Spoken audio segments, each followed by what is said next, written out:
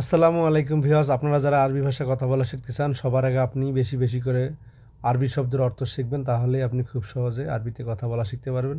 তো চলুন আজকে শব্দগুলির অর্থ জেনে নেই।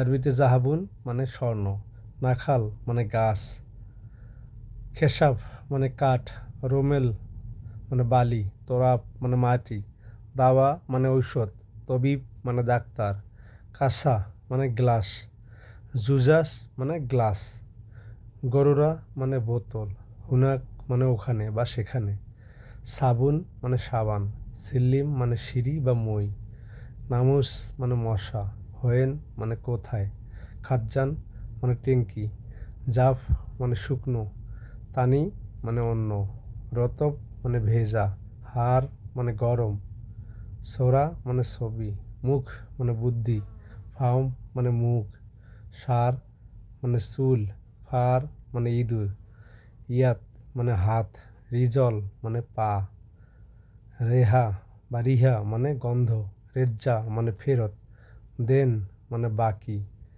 বিয়া মানে বিক্রি, স্ত্রী মানে কেনা, আবার মীরা মানে আয়না, আবার বাত্তানিয়া মানে কম্বল, ময়া মানে পানি, জেদ মানে তেল।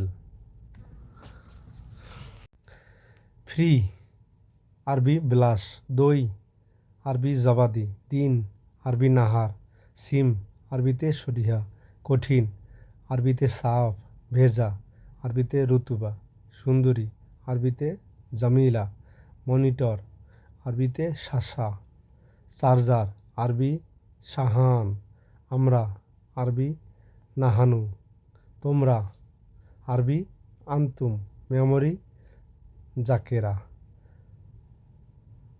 মোবাইল আরবি জাওয়াল, রিচার্জ কার্ড আরবি মাকিনা সাহান। ভিউয়ার্স, এরকম আরবি ভাষা শিখতে চাইলে আমার চ্যানেলটি সাবস্ক্রাইব করতে ভুলবেন না। ধন্যবাদ। আমি একজন সৌদি আরব প্রবাসী।